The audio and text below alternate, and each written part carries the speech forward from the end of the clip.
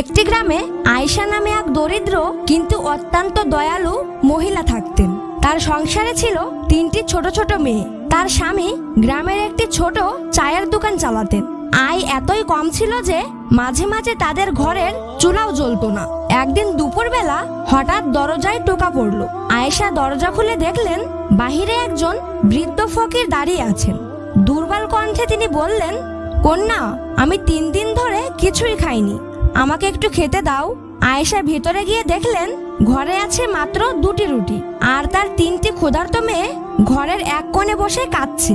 এক মুহূর্তও দেরি না করে, কোনো চিন্তা না করেই আয়েশা একটি রুটি ফকিরের হাতে তুলে দিলেন।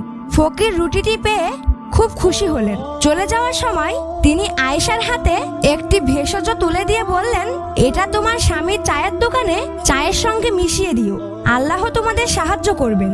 আয়েশা বিশ্বাস আর আশা নিয়ে স্বামীর চায়ের দোকানে গেলেন। সেদিন তিনি নিজেই চা বানাতে শুরু করলেন এবং চা পাতার সঙ্গে সেই ভেষজটি মিশিয়ে দিলেন। কিছুক্ষণের মধ্যেই চায়ের অসাধারণ সুবাস সারা বাজারে ছড়িয়ে পড়ল। লোকজন ছুটে আসতে লাগলো। যে দোকানটা আগে প্রায় ফাঁকা থাকতো, সে দোকানে এখন চা খাওয়ার জন্য পুরো গ্রাম লাইনে দাঁড়িয়ে গেল। দিনে দিনে আয় বাড়তে লাগলো। ঘরে আসতে লাগলো বেশি বেশি খাবার, আর আয়েশার 3টি মেয়ের মুখে হাসি ফিরে এলো। প্রতিদিন আয়েশা সেই বৃদ্ধ ফকিরের কথা মনে করতেন আর মনে মনে ভাবতেন, একটা রুটি আমার পুরো ভাগ্যটাই বদলে দিয়েছে।